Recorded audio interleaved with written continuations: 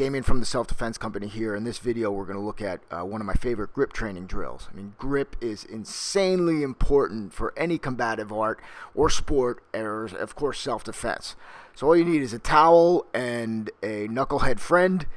And here we are working our back and our biceps and our pulling motion, letting each other take the resistance, working full range of motion, letting it all the way out, pulling it in.